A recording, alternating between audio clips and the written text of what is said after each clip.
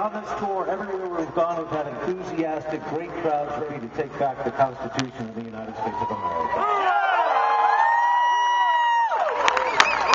And I gotta tell you, as a guy on the radio and TV and in print, it's been frustrating the last few years trying to warn people what was going to happen. And I'm so glad that y'all kind of joined me in waking up here, and what happened in the middle of the night Saturday, I think is a bucket of cold water in the face of the rest of the country, and we're coming out of our coma.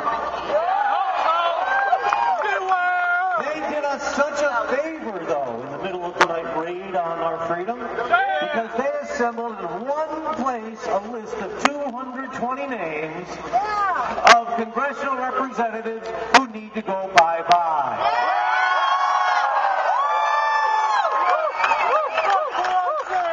Whether or not you live in a district represented by one of these guys doesn't mean you can't work for their opposition. Tea Party Express backed Doug Hoffman in the New York 23rd.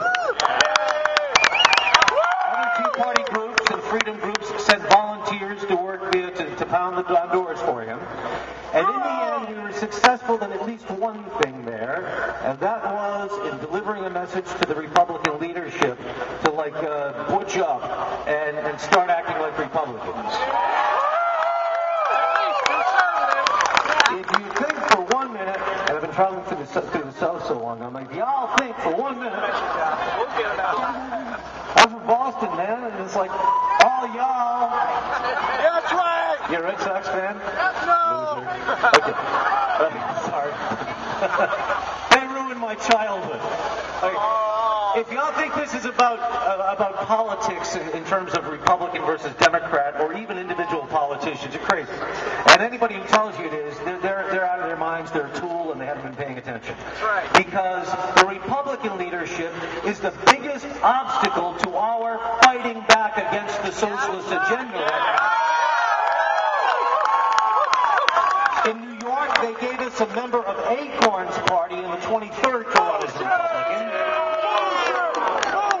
In California, after myself and a couple of other folks got together to recall a guy named Gray Davis, they brought us Kennedys bearing a grinning Austrian who was not right socialist. The Republican Party, like I said, got to butch up. On the other hand, the Democrats, if you're a Democrat, you got to take control of your party too, because you've been taken over by all the most extreme leftists that party has to offer. I mean, does anybody here really think that the Dancing Queen, Barney Frank, represents them if you're a Democrat? I'm pretty sure no. This is about ideology. The principles of Jefferson and Davis under attack from the unholy adherents to Marx and Lenin. And we're not going to let that happen on our watch.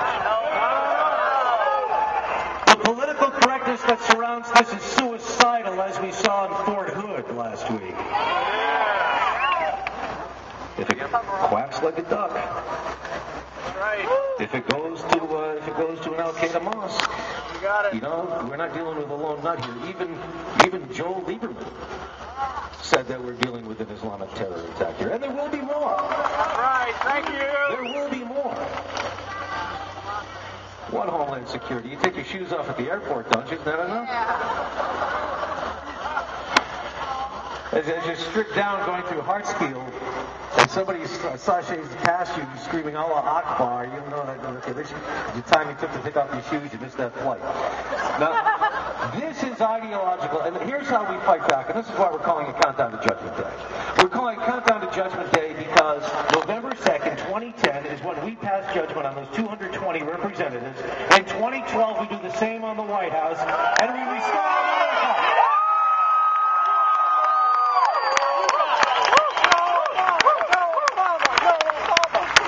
One final word, and I hope you're with me on this. If they can take my rights and they can take my country, when they fire from my cold dead fingers. The House of the People declared war on the Constitution and on the people Saturday night. Well, they've picked a fight with one bad crowd that ain't going to put up with it.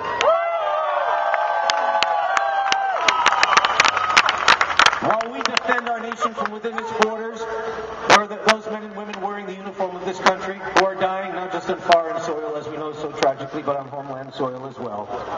They have a voice in this country. One teed-off Marine mom, a Blue Star mom. Ladies and gentlemen, my co-chair, Deborah Johns.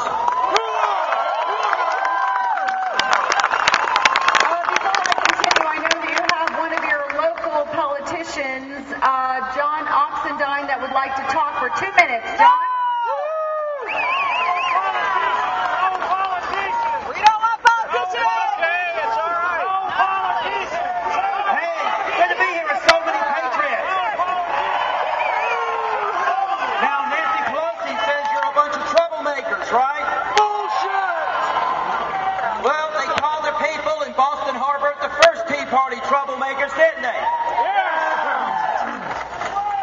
You know what this is about? I was talking to the TV cameras and I told them, I said, this is not about taxes, it's not about the bailout, it's not about health care, it is about who runs this country. Is it the American people or a bunch of people in Congress that think they know more than we know? It is about We're going to health take care, back and it this is about country and have a grassroots movement and put it back in our power. And I happen to be a fan of the fair tax. Who here likes the fair tax? We need to abolish the state income tax, federal income tax. We need to put the power back in the people and have a fair tax. And health care reform is not about health care. Let me tell you what it is about. One thing. It's about Obama, Harry Reid, and Nancy Pelosi controlling your life. It's about control.